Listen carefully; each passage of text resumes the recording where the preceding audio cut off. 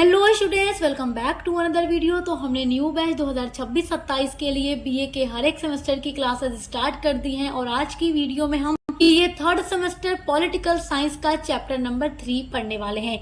BA third semester political science में आपको पढ़ना है पॉलिटिकल प्रोसेस इन इंडिया, जिसका चैप्टर नंबर 3 आज की वीडियो में हम पढ़ेंगे, जिसमें आपको पढ़ना है भारत में राजनीतिक व्यवस्था को आकार देने वाले कारक। Chapter number 1 and chapter number 2 पर ऑलरेडी वीडियो चैनल के ऊपर अपलोड हो चुकी हैं और हर एक सब्जेक्ट की क्लासेस चल रही हैं चैनल पर, तो उसके लिए हमारे चैनल पर विजिट जरूर कीजिएगा। प्लेलिस्ट बनी हुई है और यूनिवर्सिटी के लिए हम हर एक सब्जेक्ट को कंप्लीट करा रहे हैं। तो चलिए जानते हैं कि भारत में राजनीतिक व्यवस्था को आकार देने वाले क्या क्या कारक हैं। तो देखिए, जो राजनीति है वो व्यवस्था के अनुसार चलती है। देखिए, अगर राजनीति में सिस्टम न हो तो कोई भी राजनीति अच्छे तरीके से काम नहीं कर सकती है। देखिए, हमारा जो भारत है उसका पूरे राजनीति का एक सिस्टम है, जो केंद्र शासन व्यवस्था है, जो कार्यपालिका है, विधायिका है, न्यायपालिका है या राजनीतिक दल है और अन्य संगठन भी हैं जो सिस्टम में रहकर काम करते हैं। तो एक सिस्टम में रहकर जब भी कोई काम होता है तो वो एक अच्छे तरीके से होता है। तो भारत में राजनीतिक व्यवस्था को आकार देने वाले कारक में जो पहला पॉइंट आ जाता है वो है संविधान की प्रस्तावना। जो संविधान की प्रस्तावना है, जो हमारा इंडियन कॉन्स्टिट्यूशन है, उसकी प्रस्तावना क्या है, ये भी जो है भारत में राजनीतिक व्यवस्था को आकार देने वाला पहला कारक है। तो देखिए, भारतीय संविधान की जो प्रस्तावना है वो अपने आप में ही संविधान का दर्शन है। संविधान का दर्शन है। अगर आप भारतीय संविधान की प्रस्तावना को पढ़ लें और देख लें तो वही हमारे पूरे संविधान के बारे में बता देता है। हमारे भारतीय संविधान के जो निर्माता थे, यानी जो संविधान सभा थी, उसने हमारे भारतीय संविधान की प्रस्तावना में ये बात बताई है कि वो किस प्रकार की शासन व्यवस्था अपने देश भारत के लिए चाहते थे। तो इसलिए भारतीय संविधान की प्रस्तावना जो है वो उसका पूरा दर्शन है।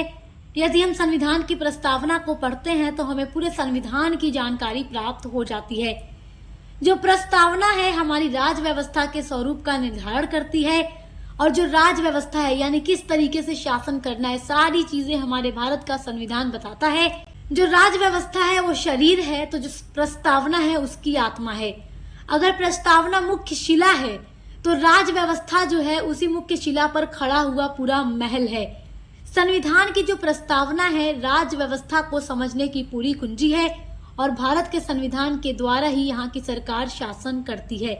तो राजनीतिक व्यवस्था को आकार देने वाला तो पहला कारक ये हो जाता है संविधान की प्रस्तावना।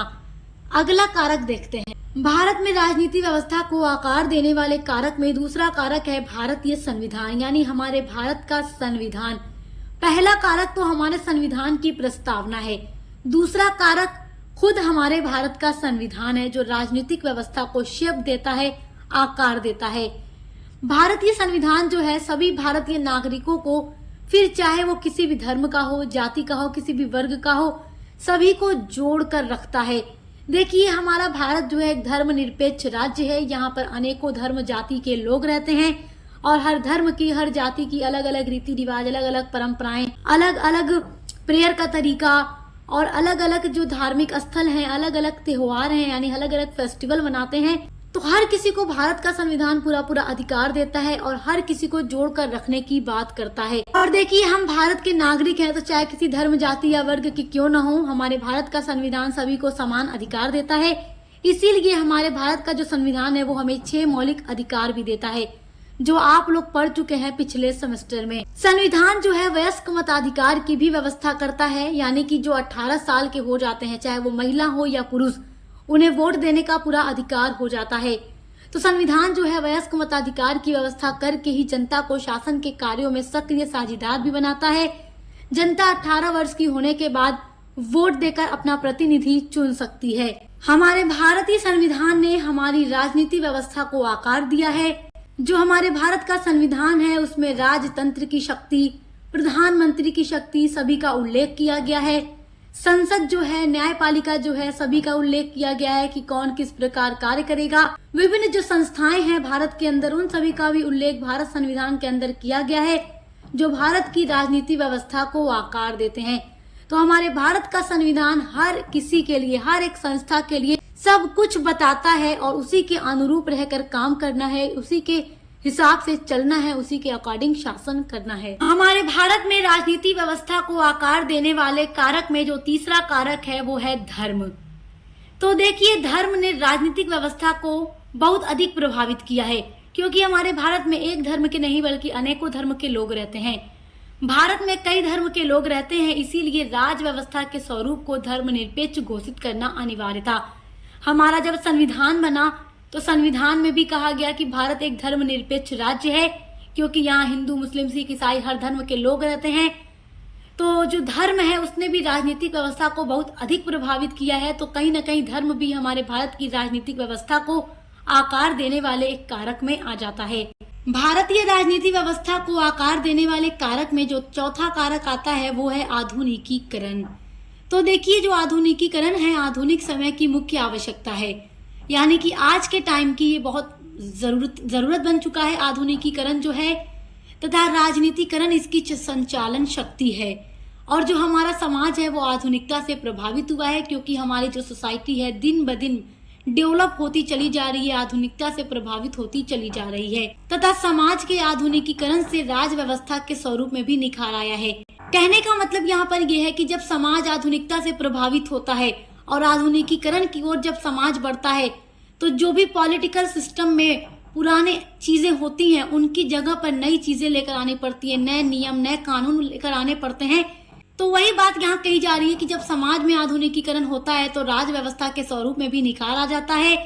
जैसे कि आप देखेंगे नई शिक्षा नीति आती रहती है, पुरानी शिक्षा जो नीति है उसको हटाकर उसकी जगह नई शिक्षा नीति लाई जाती है।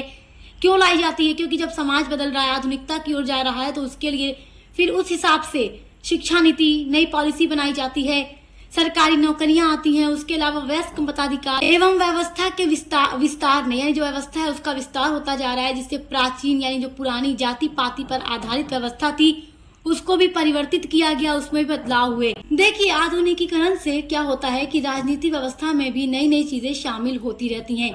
जैसे आप इसका एग्जाम्पल ले सकते हैं कि योजना आयोग की जगह पर नीति आयोग लेकर आया गया, क्योंकि जब समाज बदलता है, आधुनिकीकरण की ओर जाता है, तो फिर उस हिसाब से नीतियां बनानी पड़ती हैं। तो योजना आयोग के स्थान पर नीति आयोग लेकर आया गया। तो इस प्रकार हम कह सकते हैं कि जो आधुनिकीकरण है इसका भी बहुत अधिक प्रभाव हमारी राजनीतिक व्यवस्था पर पड़ता है। भारत की राजनीतिक व्यवस्था को आकार देने वाले कारक में जो पांचवा कारक है वो है एकीकरण की समस्या। देखिए, जब हमारा भारत 1947 में 15 अगस्त को आजाद हुआ तो हमारा जो भारत है ये छोटी छोटी रियासतों में बटा हुआ था। तो इसके एकीकरण का काम, इसको इकट्ठा करने का काम सरदार वल्लभ भाई पटेल ने किया। सरदार वल्लभ भाई पटेल को लौह पुरुष के नाम से भी जाना जाता है और इन्होंने भारत की छोटी छोटी रियासतों को जोड़ने का काम किया, उनके एकीकरण का काम किया। तो जो एकीकरण की समस्या थी वो भी राजनीतिक व्यवस्था को कहीं ना कहीं शेप दे रही थी, कहीं ना कहीं क्या कर रही थी, आकार दे रही थी। हमारे भारत की राजनीतिक व्यवस्था को आकार देने वाले कारक में जो छठा कारक आ जाता है वो है ब्रिटिश विरासत।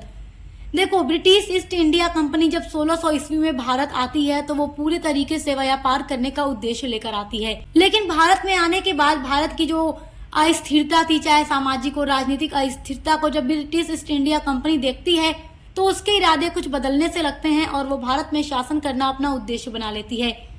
तो देखिए, जब British east India company Bharat में आई व्यापार करने के उद्देश्य से और शासन करना शुरू कर दिया, तो जब शासन करना शुरू करती है तो उसके बाद आप देखते हैं कि 1773 ईस्वी में ब्रिटिश संसद के द्वारा एक एक्ट लाया जाता है, रेगुलेटिंग एक्ट। तो यहाँ से हमारे भारत में कहीं ना कहीं एक संवैधानिक विकास की प्रक्रिया की शुरुआत हुई और वहां से एक लिखित कानून बनने लगा हमारे भारत में। तो अगर हम बात करें तो अंग्रेजों के आने के बाद भारत को बहुत सी चीजें उनसे मिली हैं, जैसे कि देखो, लिखित कानून मिला। उसके अलावा जैसे जैसे जरूरत लगती थी ब्रिटिश ईस्ट इंडिया कंपनी अलग अलग एक्ट लेकर आया करती थी। और जब 1857 की क्रांति होती है या रिवॉल्ट ऑफ 1857 होता है तो उसके बाद क्या होता है कि ब्रिटिश ईस्ट इंडिया कंपनी के शासन को हमेशा के लिए समाप्त कर दिया जाता है और भारत की सत्ता सीधे महारानी विक्टोरिया, जो कि ब्रिटिश की महारानी थी, उनके हाथों में चली जाती है और वो भारत पर सीधे शासन करने लगती हैं। तो 1857 की क्रांति के बाद भारत की जो पूरी सत्ता थी वो किसके हाथों में चली गई? ब्रिटेन की महारानी विक्टोरिया के हाथों में। तो जब महारानी विक्टोरिया को यहाँ की सम्राटनी घोषित किया जाता है उसके बाद बहुत सारे अलग अलग एक्ट भारत में लेकर आए जाते हैं जिनके हिसाब से शासन किया जाता है। और बाद में ब्रिटेन से जो लास्ट अधिनियम हमारे भारत आता है वो है 1935 का भारत शासन अधिनियम, जो कि सबसे अंतिम अधिनियम है और ये सबसे लंबा चौड़ा, बहुत ही बड़ा, समझिए कि संविधान की तरह एक अधिनियम था जो 1935 में ब्रिटिश क्राउन के द्वारा बनाया गया था और भारत में शासन करने के उद्देश्य से बनाया गया था। और जो 1935 का भारत शासन अधिनियम ब्रिटिश क्राउन के द्वारा बनाया गया, इसमें बहुत सारे अनुच्छेद हमारे भारतीय संविधान में भी रखे गए। जब हमारे संविधान को बनाने वाली जो संविधान सभा थी, उसके जो निर्माता थे, जो लोग थे, उन्होंने 1935 के अधिनियम में बहुत सारे अनुच्छेद देखे जो उन्हें अच्छे लगे और फिर इसी अधिनियम से उठाकर उसको भारतीय संविधान के अंदर भी रखा गया है।